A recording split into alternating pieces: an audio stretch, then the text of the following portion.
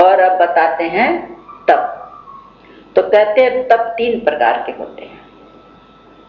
एक तप तो शरीर का होता है, एक तप वाणी का होता है और एक तप मन का होता है।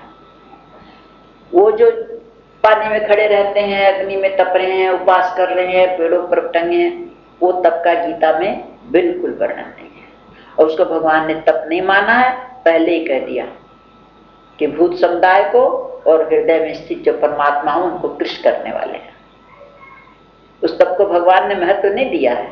भगवान जो तप गीता में बता रहे हैं शरीर का, मन का और वाणी का। इसमें द्रव्य नहीं है, इसमें कोई क्रिया नहीं है, इसमें कोई दिखावा नहीं है, स्वभाव।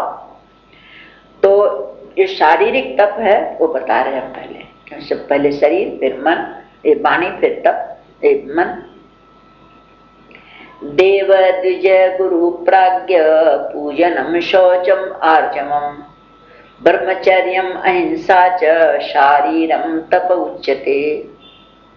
भगवान कहते हैं देवताओं का श्रद्धा, देवताओं के प्रति और उसके अनुकूल उनकी पूजा आदि, ब्राह्मणों का आदर, गुरु का आदर, गुरु की पूजा।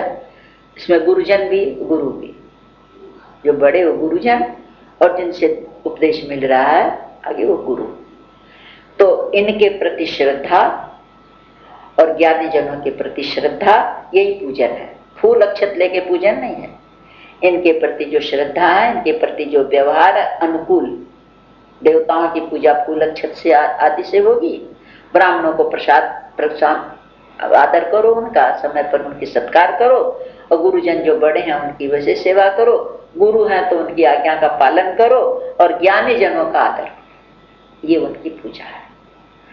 और पवित्रता, शरीर की पूरी पवित्रता रखो, शरीर में गंदगी नहीं रहनी चाहिए। ये नहीं लिपा पोती करवा ले, नहीं, पवित्रता होनी चाहिए। और सरलता, शरीर में अकड़ना नहीं, सरलता, चलने में सरलता, वाणी में सरलता। अब देखो किसी किसी का स्वभाव होता है ना, जो कुमकुम है ना, कुमकुम आती है ना, इतनी सरलता उसकी वाणी में, मिठास उसके मिलने में, उसके देखने में, सब में सरलता। स्वभावतः उसे 2 बात करके मन खिंच जाता। मीठी वाणी, बड़ी देरी, तो उसकी वाणी में सरलता, उसके नेत्रों में सरलता, उसके सब कर्मों में सरलता होती है। और करता नहीं है वो, स्वभाव। और ब्रह्मचर्य, तो ब्रह्मचर्य शरीर का तप है। तो ब्रह्मचर्य का मतलब भगवान ने यहाँ पर, ये ब्रह्मचर्य तो केवल सन्यासियों के लिए दिया है। गृहस्थों के लिए एक पत्नी व्रत है वो ब्रह्मचर्य, एक पति व्रत है वो ब्रह्मचर्य है। और अहिंसा, वो शरीर से किसी को भी कष्ट नहीं देता, अपने शरीर से किसी को कष्ट नहीं देता। ये जितने भी भगवान बता रहे हैं शरीर संबंधी तप है, यही है तप। शरीर का तप ये है। ऐसा नहीं कि शरीर को तपाना, धूप में खड़े रखना, अग्नि के बीच में जला करके बैठना, वो तप नहीं है। तप यही है कि देवताओं का, ब्राह्मणों का, गुरुजनों का, ज्ञानी जनों का था जो भी सत्कार, उनके साथ था जो कि व्यवहार, और शरीर की पवित्रता, शरीर की सरलता, ब्रह्मचर्य और अहिंसा। अब जहां तक हो सके मेरे शरीर के द्वारा किसी को कष्ट ना। अब वाणी की तपस्या बता रहे हैं।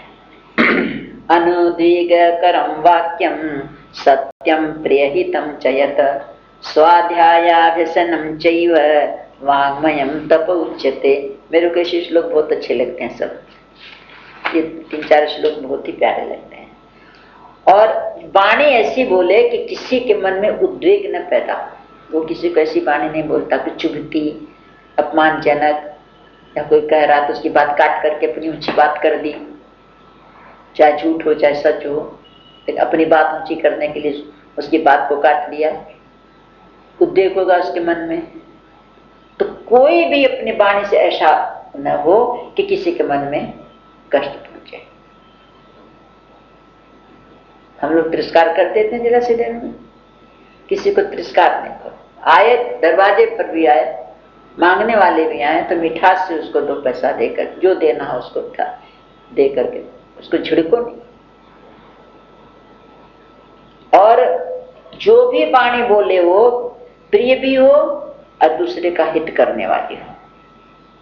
ऐसे प्रिय नहीं बोले कि भीतर ही भीतर उसकी जड़ काटे, ऊपर से मीठा बोले, ऐसा नहीं। प्रिय भी हो, सत्य भी हो और हितकारक भी हो। यथार्थ मतलब, यथार्थ भाषण मतलब सत्य, प्रिय और हितकर, ऐसी वाणी बोले। और वेद शास्त्रों के पढ़ने का अभ्यास रहता है, पढ़ना पढ़ाना, और जप का अभ्यास रहता है उसका, भगवान के नाम का जप करने का अभ्यास। ये सब वाणी के तप है, ये वाणी संबंधी तप कहा जाता है। तो ये सब सात्विक वाले बता रहे हैं, सात्विक जो मनुष्य हैं उनकी ये वाणी का तप ऐसा होता है।